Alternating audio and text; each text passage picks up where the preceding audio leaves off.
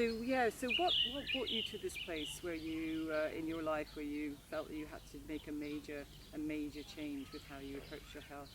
Well, I was always a very sickly child. I was ill all the time, had a lot of antibiotics, and I had a lot of gut health issues because of that. I didn't really like eating at all, particularly anything apart from eggs when I was little. And I made the decision in my teens to become a vegetarian. I was vegetarian for 27 years. I thought that was the best thing for my health. I did eat eggs, and I ate the low-fat dairy because that was what we were told to do, healthy grains and all the rest of the paradigm.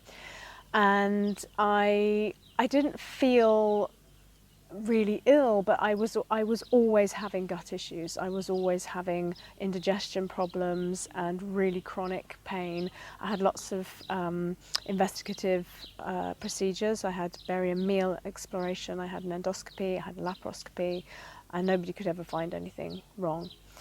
I had my 4 children very close together, and when my twins were 6 months old, I lost my smell and taste suddenly.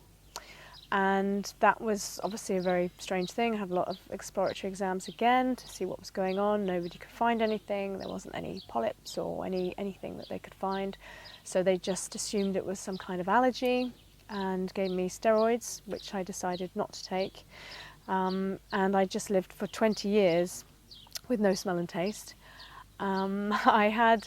Occasionally I would have a very brief glimpse of it. If I had a cold, I would get a very brief sense of smell and taste, which was kind of odd. Couldn't work out what it was at all. I tried to make sure that everything I ate was very healthy. I'm a very active person because I'm a personal trainer, and I then became a nutritionist.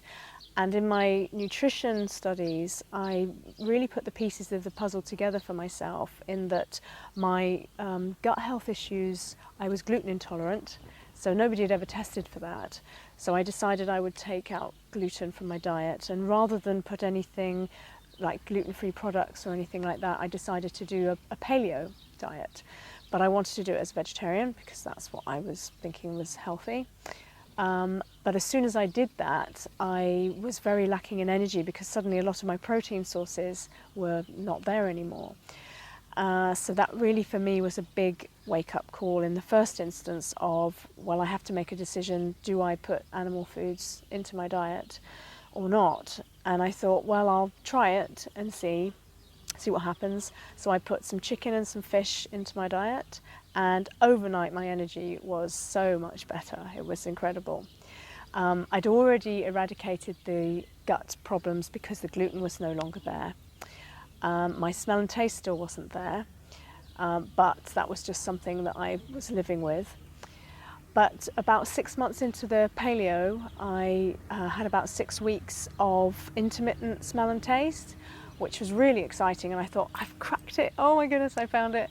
And then it went again, and there was no real explanation why. I couldn't understand what was going on with that, so I just carried on, and then I went from a paleo more to a low carb.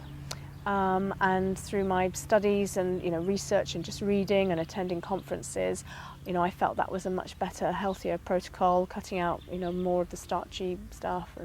And so I went to low carb, then I went to keto, and then I started reading a lot more about Willem Stephenson, his explorations in the Arctic, eating a meat-only diet.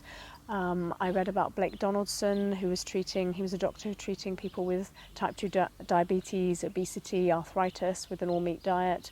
Dr. Salisbury. There were lots of things that were suddenly coming into my world that was just making me question, what I was doing, because I was making a lot of fermented foods, sauerkrauts and kimchis and kombuchas and all of those things. I didn't feel that it was making a huge difference to my health, and I suddenly was questioning, is this necessary? People have been living without any of these plant foods. So I made the decision to just try a month of not eating any plants, just to see what that would be like. It was more curiosity, really. And 3 weeks into that, my smell and taste came back. And I didn't get excited because I thought, I've been down this road before. I don't know what's going to happen. So I just carried on. I was really enjoying it. I wasn't missing any of the plant foods at all. I was extremely strict, and I have been ever since. And I'm now over a year and a half down the line. My smell and taste is still there, perfect. And I really love my food. So that was my story, and I didn't ever expect that it would go completely from being a vegetarian to completely eating a meat diet, and that it would change my health. But I am the healthiest I've ever been, for sure. That's amazing. That's an amazing story. And you've answered my second question to a certain degree, which is what are the benefits that you've accrued from this change? And obviously, having smell and taste is an extraordinary benefit. And but can you address that benefit then in terms of like your quality of life? Yeah, not just the physical changes, but sort of how it's manifested in your quality of life. Absolutely. I think, out of all the senses, smell and taste is probably one that you could lose without it destroying a big quality of your life. If you can't see or you can't hear, can't speak, then it's a real biggie. So it's one of those things that people don't really understand what it's like not to be able to smell and taste, because it's a big part of your memory. You remember smells, and it can take you back to your childhood, just tasting foods, that whole enjoyment of food. I did enjoy my food, but in a very different way. I enjoyed the textures of food suddenly because I couldn't taste it. I could tell whether it was sweet or savoury, but I couldn't tell you what flavour it was. So if I was blindfolded, I wouldn't have been able to tell you what flavour it was. I had to really add a lot of seasonings and spices just for something to be happening in my mouth, for like that mouthfeel, something exciting.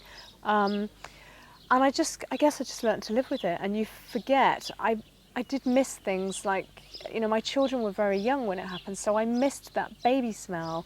My twins were only 6 months old, and I had had 2 children previously, and you really miss those kind of baby smells, and that was quite sad. And then, of course, there's things like danger, fire, gas. And so many times I've left things on the stove and burnt pans because I couldn't smell it. You walk away and you forget and you can't smell it. So there's all that kind of side to it that you don't really think about. So yeah, the quality of my life now, to be able to really taste the food. And it's funny because I don't want any of those spicy things. I don't like, and obviously I don't have any plant foods, but even the smell now of it cooking, or people having eaten garlic, for example, it's like, whoa, I really don't like it. And I just want the meat plain and really enjoy that taste of the meat. So it's quite interesting how that's affected me for that. And health-wise, I feel I have lots of energy. I feel great. I really do feel good. That's fantastic. And you said you were a vegetarian for a number of years, a couple of decades and a half. And so what sort of ideological changes did you have to face within yourself? And can you talk a little bit about that, and not necessarily just within yourself, but maybe within your circle? Of friends or close family members or medical establishment people, or what resistance did you experience there, but also sort of in changes you had to make in your own mind? Yeah, it was a big decision. It was a big decision to put meat back in. It's a long time, 27 years, and it was for what I thought were health reasons. It was also for what I thought were environmental reasons, for animal welfare reasons, all of those things, really important to me. And it was not a decision that I made lightly, but at the end of the day, I thought, this is about my health, and that has to come first. And I kind of thought, I'm not going to beat myself up about it, and put a little bit in. I didn't actually tell anyone. My husband was away. My children are grown up, so I was on my own for a week, and I thought, I'm just going to do it very quietly. And if it doesn't, if I don't feel good about it, or I feel sick or whatever, nobody needs to know. So I did it very quietly, and I just put a little bit of chicken in, a little bit of white fish, and I felt fine, didn't have any digestive problems. And as I said, it was like night and day with my energy levels, because the protein just whacked, it was great. But I made the decision and a promise to myself that I would only ever buy really high welfare animal products. It was really good sustainability. I didn't want to have things travelling for miles. I didn't want a big carbon footprint. I really wanted it to be standing by my ethical values. That's really important to me. And the more that I've done that, because obviously having gone from just chicken and fish, I now eat completely nose to tail. And I think for me, that's really important, again, ethically, because if you are going to eat an animal, then I feel that you should eat the whole animal, because it's given its life. Why should we just choose to eat just the muscle meats or just this or just that? I feel for sustainability, it's really important. So I do that, and I think health-wise it's really important. But going to the question about other people, of course my family were shocked, to say the least. My sons had only ever known me as vegetarian, so for them it was like a whoa. And they still joke now. I mean, it's been a long time since I put that in because I was paleo first, but of course now I eat completely the opposite. I mean, eating everything in the animal, so for them it's kind of like, wow, okay, you've gone from one extreme to the other. But they can see the health issues, and they've lived with a mother who couldn't smell and taste. Same with my parents, actually. They've been really supportive. I thought that they would, they joke. My dad's always saying, I can't believe it, I can't believe it.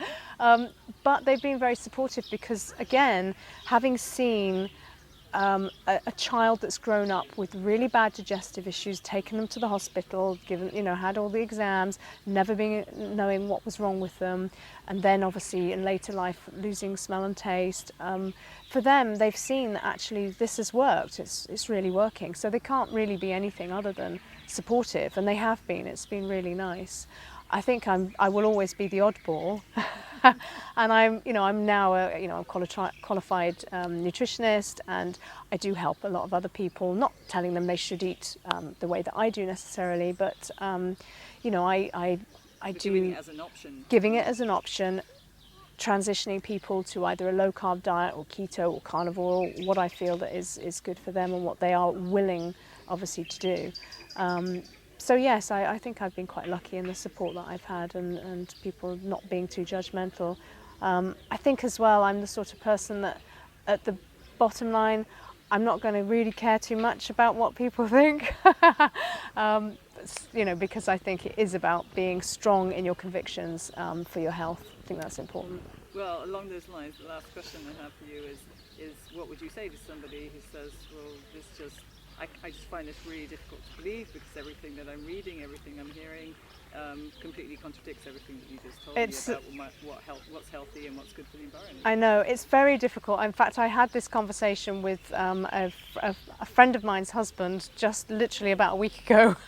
We were at a birthday party and we had a long debate because he could not get his head around it, and it was all the typical, we need fibre, we need this, we need that. You can't survive like that. And I said, well, I'm not dead. I'm really healthy. There's lots of research now about the sustainability factors, and the fact that all the numbers that we were given in the past about, the environmental factors with cows and methane is complete nonsense. And, there's far more problems with transporting foods like avocados, almonds, the water that's needed, for example, in California to water almonds, transportation across the world. I mean, there's far more carbon footprint and greenhouse gases that are being produced for, sending all this around the world. The way that I eat, and this was brought up to me very clearly actually when my husband was away, because my husband doesn't eat the same way as I do. He enjoys the meat that we have, but he does eat vegetables and fruits and so on. He was away for a week, and I went to do the recycling, and I opened our recycling thing, and there was nothing in it apart from a couple of tins of the sardines that I gave my cat and a bit of foil that I'd cooked some fish on. So I thought, oh, okay, yeah, that's right. I don't have any packaging. There was nothing in the compost apart from eggshells because I don't have any waste. I hadn't hardly washed up anything because it had just been chucking stuff on the grill or the barbecue. If I cook something, it might be slow grills, just one pan. There wasn't like a whole dishwasher load of pans and this and that and all the preparation. It's very quick, very easy to prepare food. Far less waste, all my food comes from local or definitely from the UK. I'm not having food brought in from left, right and centre, and you know, I just feel that it's actually almost a no-brainer. You know, the way that I live is easy, it's really super nutritious. I'm getting all the things that I need in my diet. I only eat twice a day, so there's no waste, I'm not overeating.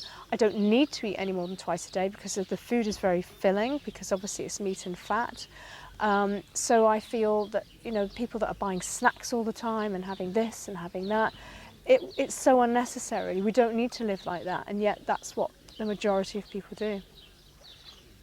Great. Thank you so much. That was brilliant. No, pleasure, Super. pleasure. Excellent. Hope that answered all your questions. Yes, it did. Good. We're done. Yeah. It's a wrap. Okay. It's a wrap. everybody. It's a wrap. That was great. Good. Very cool. I could go on and on.